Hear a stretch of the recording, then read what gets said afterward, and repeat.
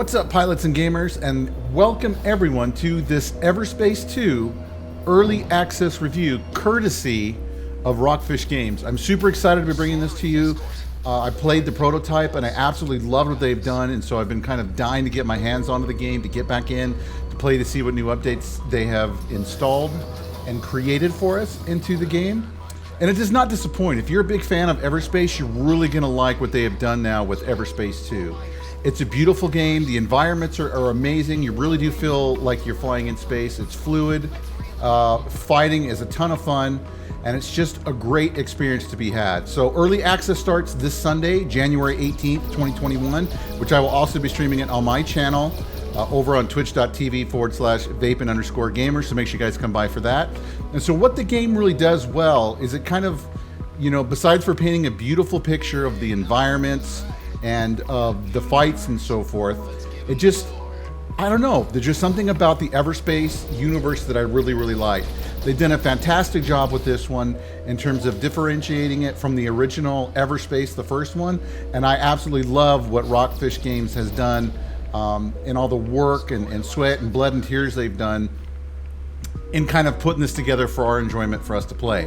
So when you get into the first game, when you do load up the game at first, you're going to go through this cutscene, and what is really cool about this is they do a great job of telling you how to use your abilities, like how to fly forward, backward, side to side, how to accelerate, how to lock onto targets with your middle mouse button if you're using mouse and keyboard. Of course, there's also joystick and controller support too as well, though I have not tested those out just yet. I probably will, probably on Sunday, I'm thinking.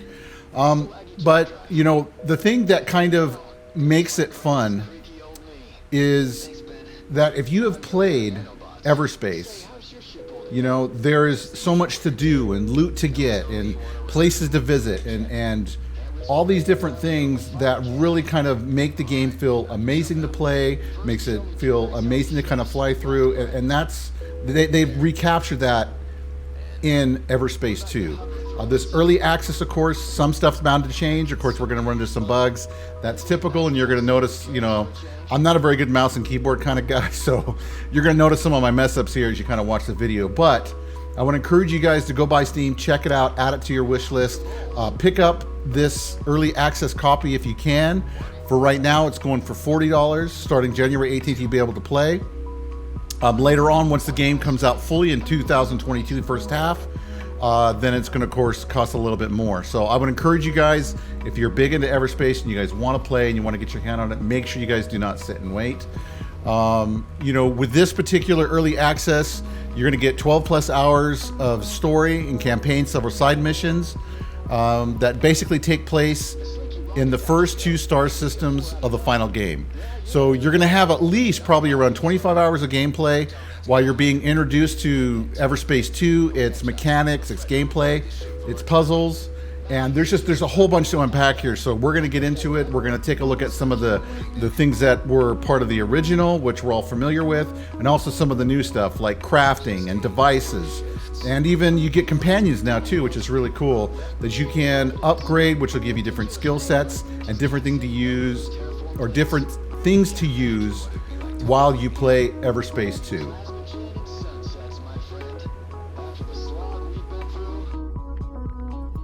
And so as we dive into playing Everspace 2, there's a lot of really familiar things that for veterans of Everspace that you guys are going to recognize.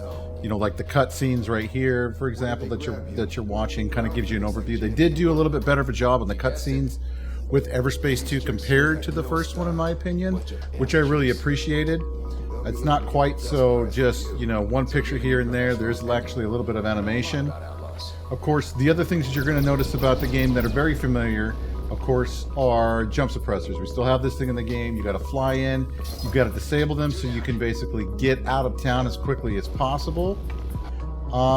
And we have stuff like containers. We shoot the containers, we loot them, we get the stuff like nanobots, which are still used to repair your ship rather quickly, actually, this time, which is nice.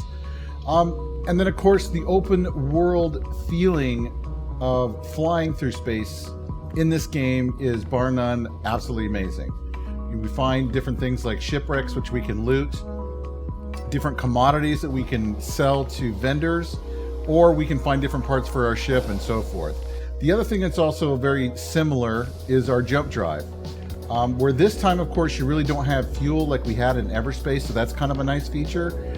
You have a whole new interface in terms of what you're saying. So you can go to your destination by doing the autopilot, or if you want, you can go to undiscovered sites. Really, the choice is up to yours, and sometimes you're not even going to know those places are there up until you fly. Some of the other stuff that we have that's kind of new in terms of the containers, now you can destroy rocks and find containers behind those rocks. You know, anything from guns to ore to different various things that you'll use in the game through your gameplay. Another thing that I thought was kind of cool that they did this time around is now with some puzzles you need to grab items and to charge it, like this power core here. You basically throw it at the device, it'll automatically seat itself, and then once you get enough of those power cores into the units, it unlocks the puzzles, and you unlock 2 different areas that have different loot containers. Now you can find 2 different types of loot containers, ones that you shoot open, and also other ones that basically say bulletproof. And for those, you just fly up to them and you hold down the F key, or you know, whatever it's going to be on the controller. I don't know, I haven't tried yet. And you can simply loot those crates that way too as well, which is kind of nice. In some of the other instances, you actually have a time charge, and so you got to be quick in order to basically get the loot out that you're going for. Something else that I found that was really kind of cool is this thing called rigged. What the heck is this? Asteroids. That's right. My mind farted there for a second. So what you have to do is you have so many seconds to turn on each of the different detonators to make sure that it's rigged to explode. If you don't, of course, it resets. So you can try it a couple of times, at least the ones that I found so far. And then it's kind of cool. You kind of back off, it explodes, and then there's cool loot that you can get from inside that asteroid. I love that. I love the fact that it's different, it's thinking outside of the box, and gives us a challenge to go after what we really want, which is the loot, right? Another new thing that they kind of did with the loot right now that I find is with the logbooks. You know, we used to scan the old ships before, and kind of give us a cool kind of story. This time around, you're going to find logbooks.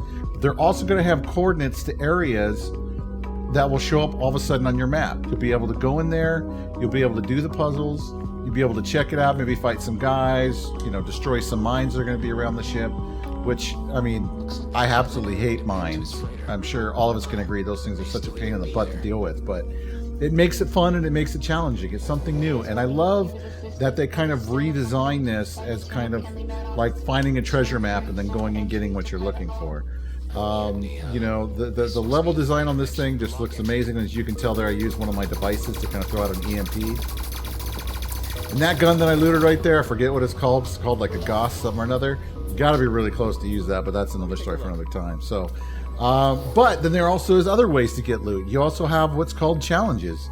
You have stuff from outlaw challenges, like Seto Explorer challenges as well. So you go through, you do them all. What do we get? I don't know. I haven't gone through, but I love the fact that we have different options to go out and to basically get the gear for our characters. One of the other things that is also new that I really, really like, instead of having to spend credits on our runs as like last time in Everspace, this time we have a leveled up tiering system.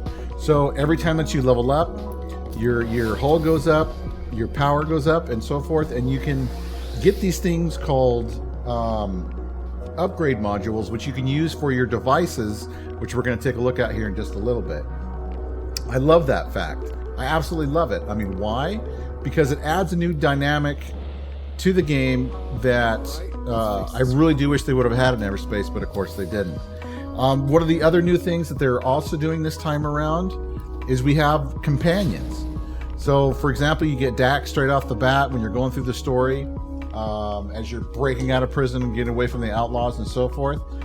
You get the companions, and they each have their own set of perks that can have different levels to unlock. And you can unlock those levels and their abilities by getting stuff when you're out flying around, like from the containers or in a debris field or so forth. And I really like that aspect. So it really helps to kind of custom create our character and how we want to play. The other thing that is new this time around are cargo units and plating for our armor.